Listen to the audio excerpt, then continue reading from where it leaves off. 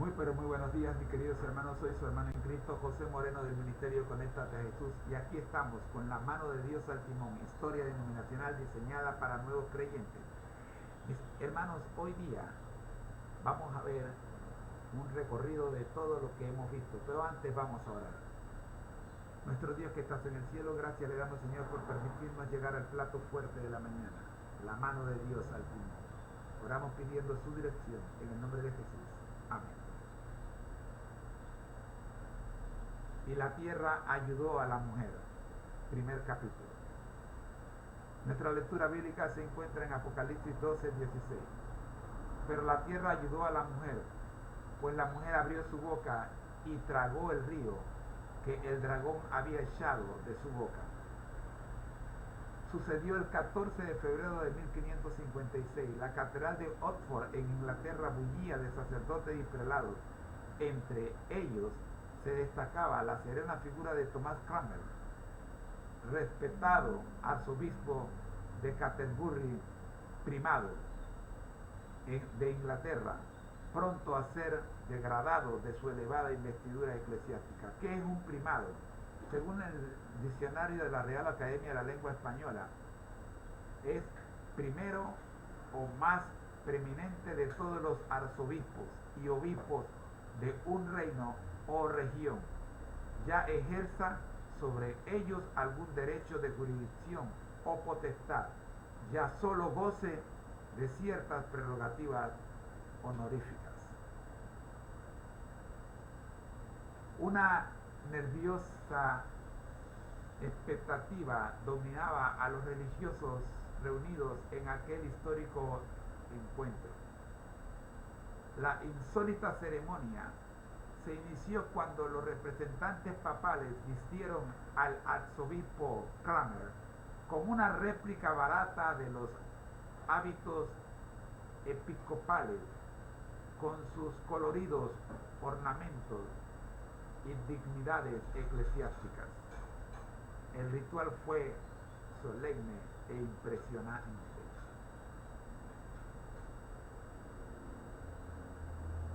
La pluma inspirada con notable vehemencia describe las condiciones espirituales de aquellos días, diciendo: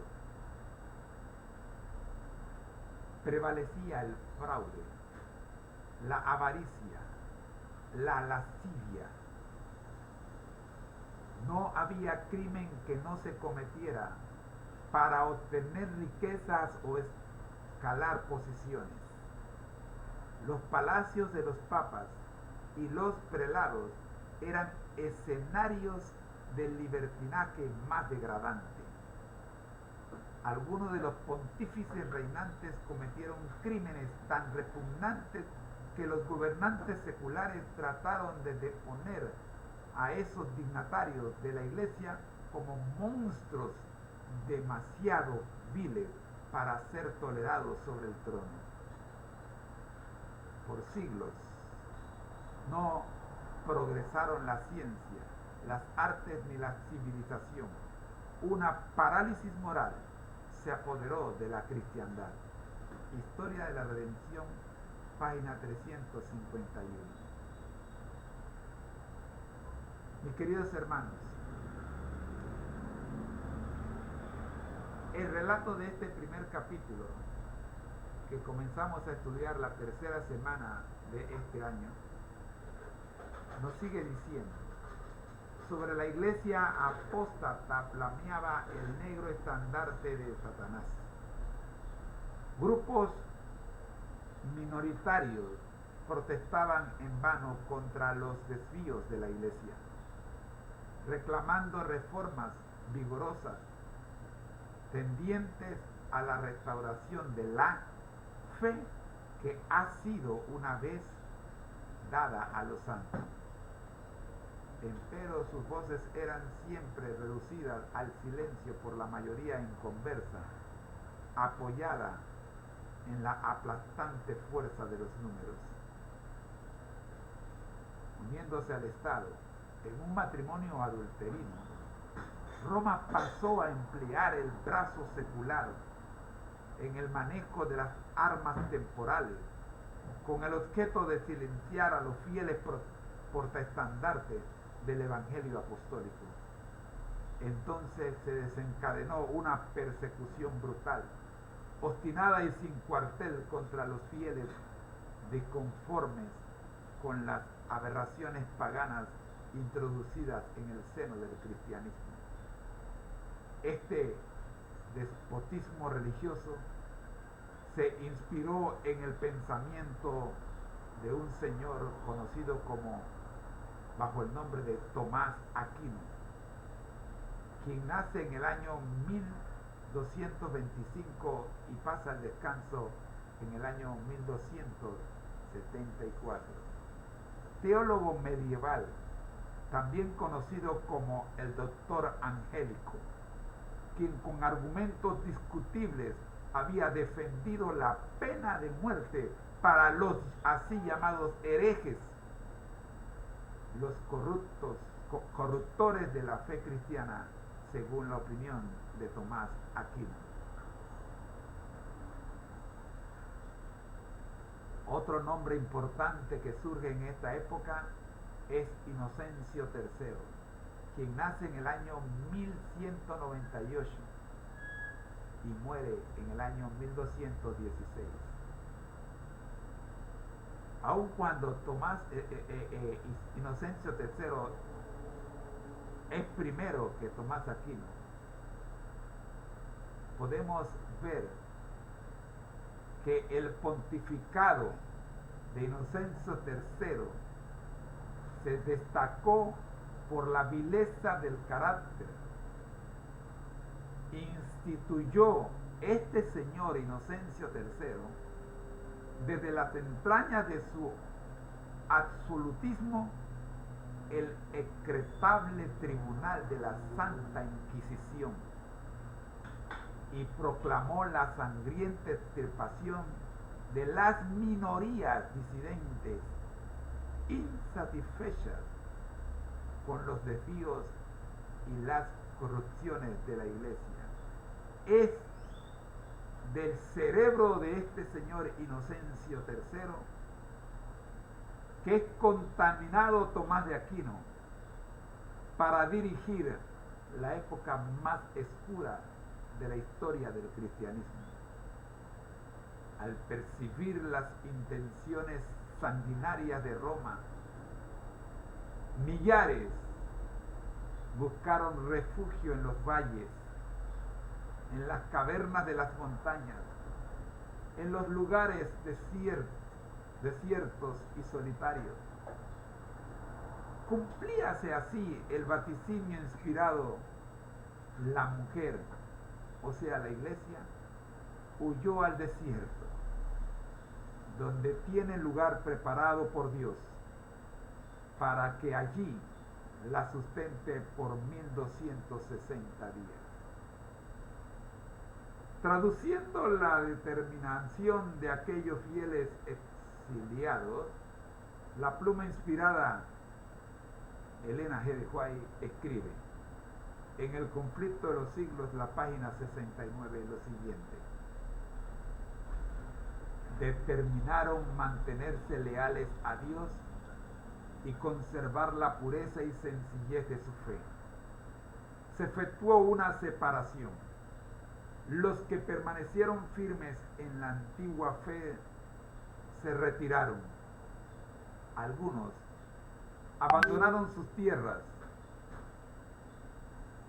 de los Alpes, alzaron el pendón de la verdad en países extraños. Otros se refugiaron en los valles solitarios y en los baluartes peñascosos de las montañas, y allí conservaron su libertad para adorar a Dios. Continuamos con el primer capítulo, titulado "Y la tierra ayudó a la mujer". Procurando mantener la unidad de la fe, Inocencio III decretó el exterminio de los albigenses, que insistían en un culto espiritual sin el uso de crucifijos. Como resultado, fueron destruidas en el sur de Francia, escuche bien, ciudades enteras y sus habitantes pasados a espada, sangre derramada de inocentes que lo único que buscaban era cumplir con lo que las Sagradas Escrituras registraban. Siguiendo las instrucciones de Inocencio III desde Roma, fueron también perpetradas atrocidades ignominables por el duque de Alba con las minorías cristianas en los Países Bajos. El número de los que fueron ejecutados, según Gibbon, durante un corto reinado del terror, excedió en mucho al número de mártires habido en el espacio de 3 siglos en el Imperio Romano. Así lo registra el historiador Gibbon. Sangre de inocentes, millones de hombres y mujeres, niños y ancianos que derramaron su sangre por su fe en Cristo. Las barbaridades cometidas entre el saqueo y las ruinas de las ciudades hambrientas y abrasadas casi van más allá de lo que se puede creer. Las criaturas eran arrancadas de los vientres de los cuerpos vivos de las madres. Mujeres y niños eran violados por miles y poblaciones enteras eran quemadas y arrasadas por los soldados por todos los medios que podía imaginar la crueldad en su ingenio diabólico.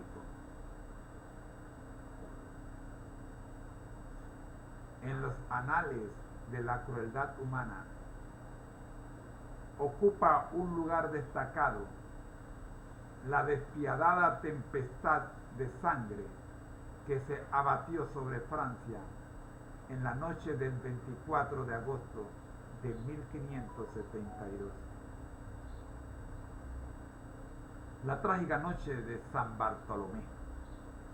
Millares de cristianos fueron despertados de su tranquilo sueño, arrastrados a la calle y brutalmente asesinados. Nobles y campesinos, ancianos, mujeres indefensas y hasta criaturas fueron juntamente torturados y exterminados a sangre fría.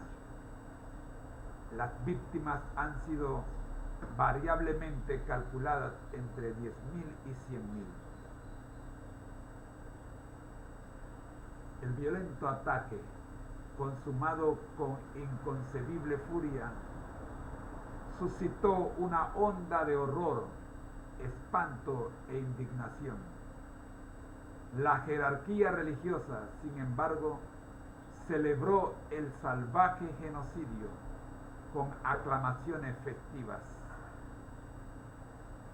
Cuando la noticia de la matanza llegó a Roma, el regocijo del clero no tuvo límites. El cardenal de Lorena premió al mensajero con 1.000 duros.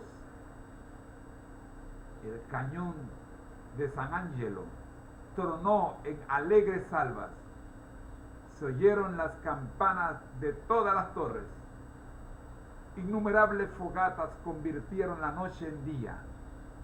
Y Gregorio XIII, acompañado de los cardenales y otros dignatarios eclesiásticos, se encaminó en larga procesión hacia la iglesia de San Luis, donde el cardenal de Lorena cantó el Te Deum.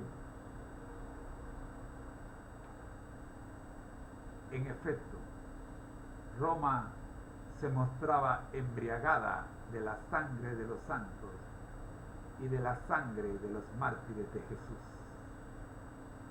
El Tribunal del Santo Oficio, creado por Inocencio III por designación del Concilio de Tolosa, además de haber instigado cruelísimas persecuciones, sentenció a muerte a Enrique Boyes, Wishart, Hamilton, Latimer, Cranmer, Hus, Jerónimo, Savonarola y muchos otros piadosos líderes religiosos. Los autos de fe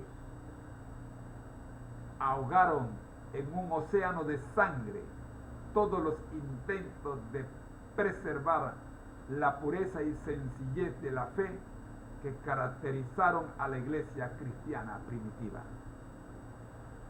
Indiferentes a los crímenes repugnantes cometidos contra los derechos humanos, Roma parecía empeñarse con redoblado vigor en su saña perseguidora. La serpiente, Satanás, arrojó de su boca tras la mujer, iglesia, agua como un río para que fuese arrastrada por el río. Satanás intensificó su furor asesino por intermedio del despotismo eclesiástico, lanzando poderosas cruzadas, aguas como un río, que con violencia y atrocidades sin cuento pretendían extirpar las herejías, y miles, de los cuales el mundo no es digno, sucumbieron regocijándose por ser tenidos por dignos de sufrir por la causa de la verdad. Si aquellos días no fuesen acortados, nadie sería salvo. Dice el Señor en su sermón profético: a pesar de la gran tribulación, la iglesia de Cristo permaneció imbatible. El calabozo, la tortura, el patíbulo, la fuerza y la hoguera fueron insuficientes para disuadirlos de su lealtad para con Dios y para con su conciencia. Aunque ultrajados, cubiertos de infamia, estigmatizados como la escoria del mundo, permanecieron firmes como viendo al invisible. No obstante, Dios, en su misericordia para con su pueblo, abrevió el tiempo de su terrible prueba. La palabra de Dios dice: pero la tierra ayudó a la mujer, la iglesia. Pues la tierra abrió su boca y tragó el río, la gente, la persecución que el dragón había echado de su boca, la serpiente antigua. Con los triunfos de la reforma del siglo VI, las cruzadas promovidas contra los elegidos de Dios perdieron su ímpetu original. La revolución religiosa en marcha en aquel entonces proporcionó a Inglaterra las condiciones indispensables para la implantación de una religión nacional. la supremacía papal fue rechazada y en su lugar el rey se entronizó como cabeza de la iglesia.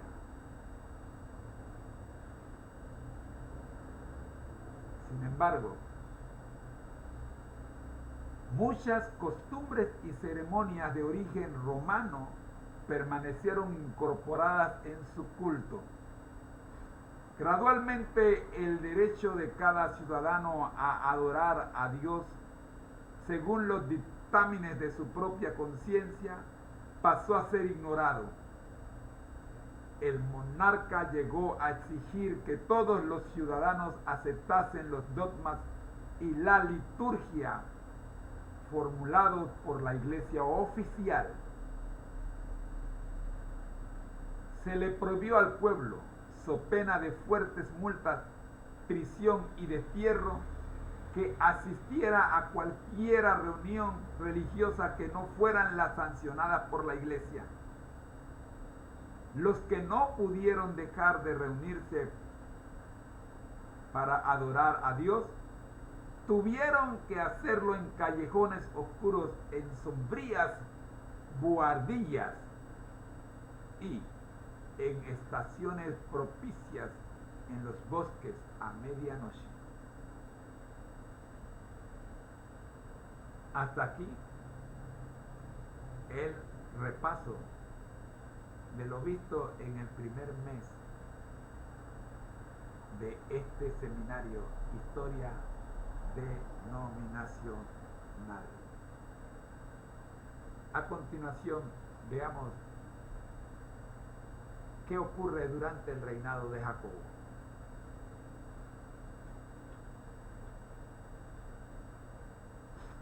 Durante el reinado de Jacobo, Jacobo I, quien nace en el año 1603 y muere en el año 1635,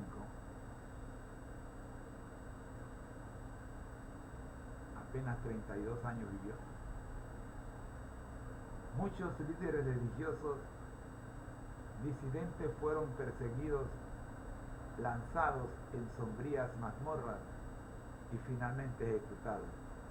Qué bueno que solo vivió 32 años, imagínense si hubiera vivido un poquito más. Juan Greenwood, dirigente de un grupo llamado Padres Peregrinos, pagó con sangre su inconformidad con los retos de idolatría existentes, con los restos de idolatría existentes en el culto oficial. Recordemos que a pesar de que el rey ahora gobernaba, las atrocidades en la iglesia no cesaron.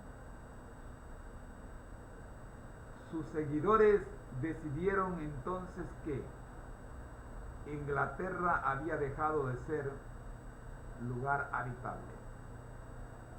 Así que los padres peregrinos, con sorprendente arrogancia, el rey declaró su disposición de hacer que estos, los padres peregrinos, conocidos como los disidentes, se conformaran, o de lo contrario, que fueran expulsados del país o tratados todavía peor. La amenaza era seria.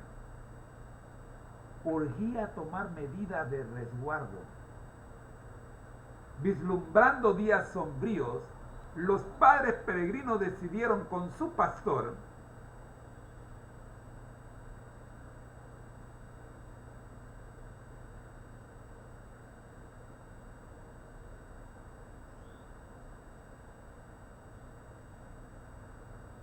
Juan Greenwood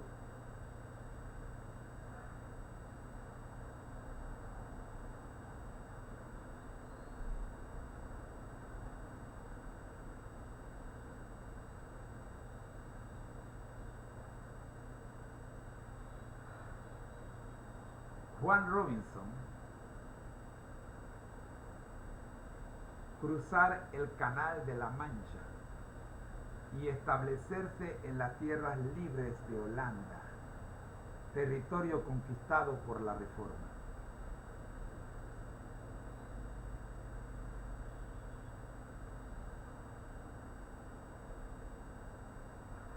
Bajo la dirección de Juan Robinson, posteriormente planearon cruzar las aguas del Atlántico, teniendo en vista alcanzar las playas de la América del Norte, donde soñaban establecer una iglesia sin papa y un estado sin rey.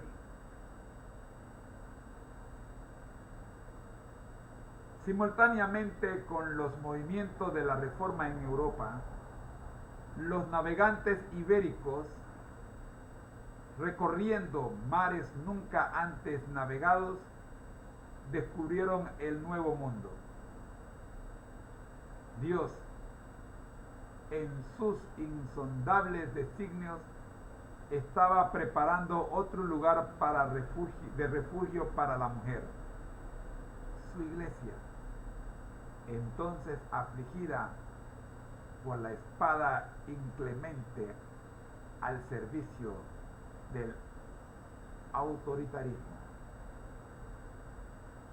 Después de 3 años de planificación, los peregrinos parecían estar preparados para iniciar el gran viaje a través del Atlántico. Comenzaron la heroica aventura en una vieja embarcación llamada Speedwell, el 22 de julio de 1620. Cuando el viento hinchó las velas, expresaron entre lágrimas, oraciones y cantos de loor a Dios su determinación de seguir rumbo al occidente con el único propósito de encender en el Nuevo Mundo la llama de la libertad, sobre todo la libertad religiosa. No tardaron, empero, en llegar a la conclusión de que el viejo barco, el Speedwell, en que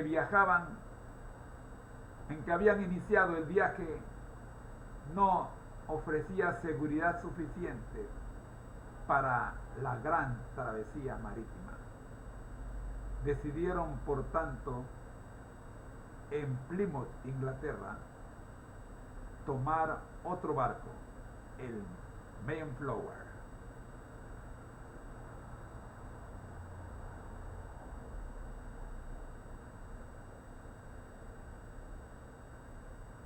Con el cual continuaron la gran epopeya en dirección a lo desconocido.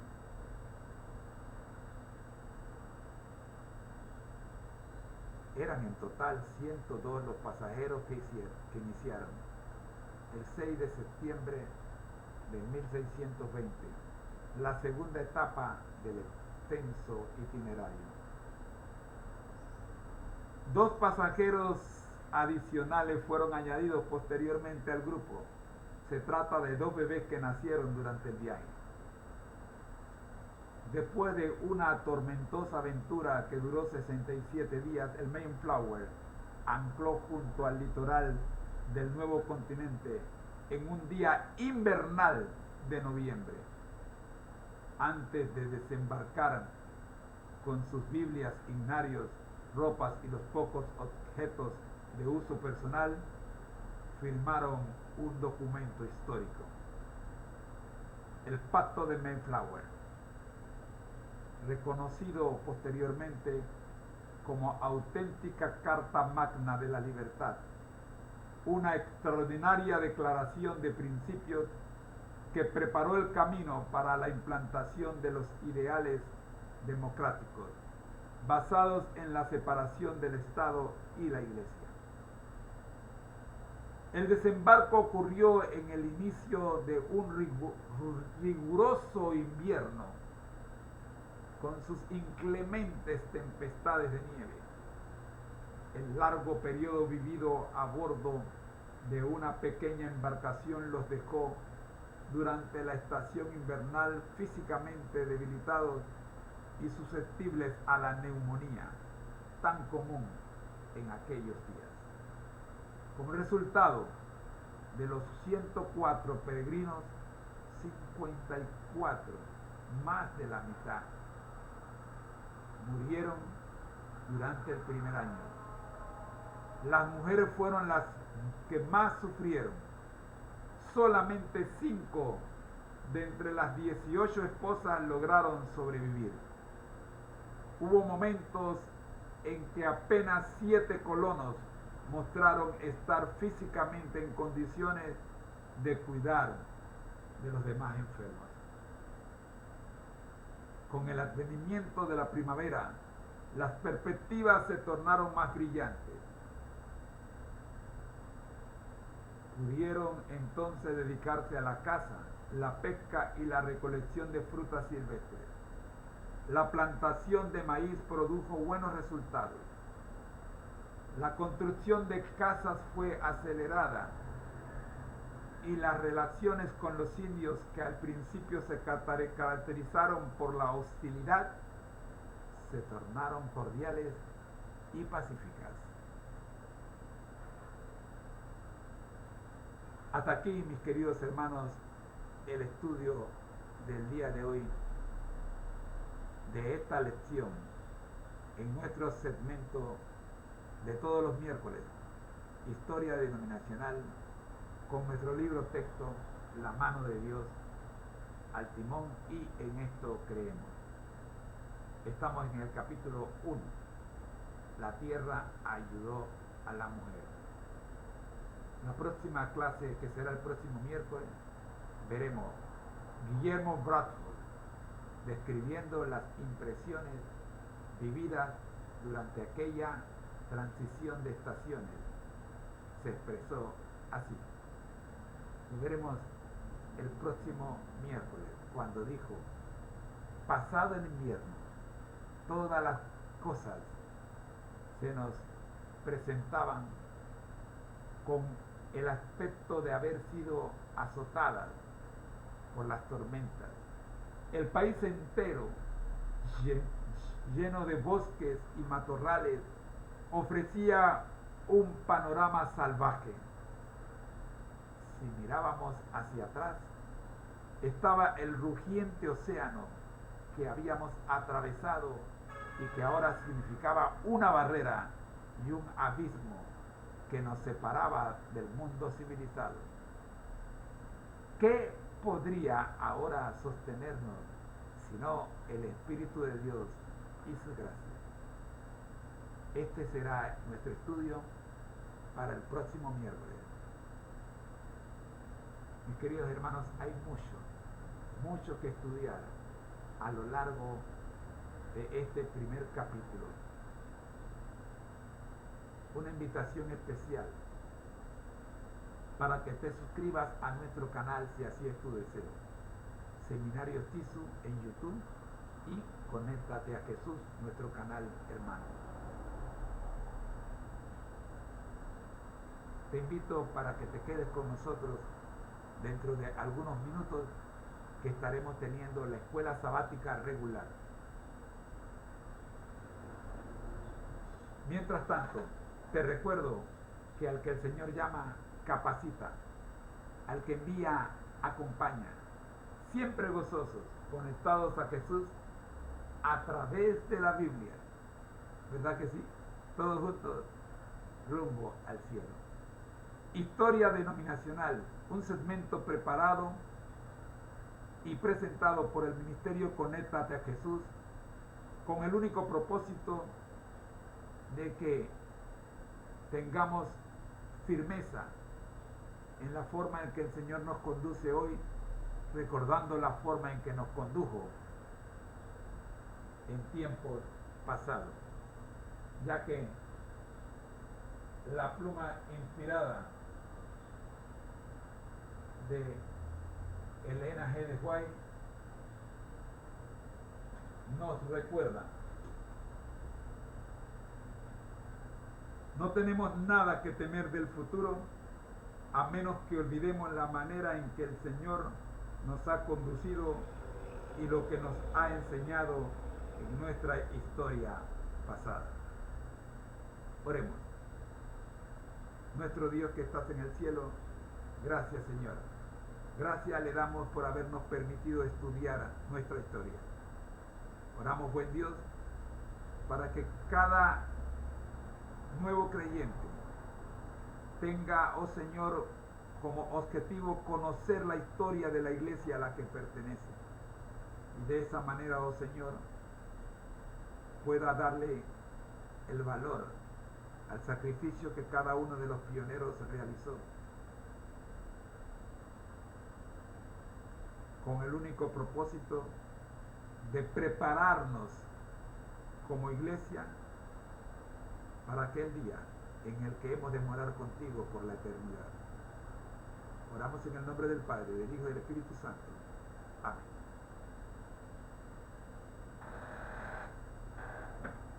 Así, mis queridos hermanos, llegamos al final de este segmento titulado Historia denominacional, a menos que olvidemos. Ha sido una presentación del Ministerio Conéctate a Jesús en la voz de su hermano en Cristo, José Moreno. Te esperamos mañana. Te esperamos el próximo miércoles para continuar con nuestra historia denominacional. Pero sí, también te esperamos mañana con la programación regular. A continuación, mañana tendremos Dios y la sexualidad. Será el tema central de mañana. Ahora vamos a la lección de escuela sabática regular a cargo de nuestra querida esposa Rosita, quien ya está conectándose. Le damos unos minutos para que se conecte y nos dan también un minuto para regresar con ustedes. Bendiciones. Señor los proteja.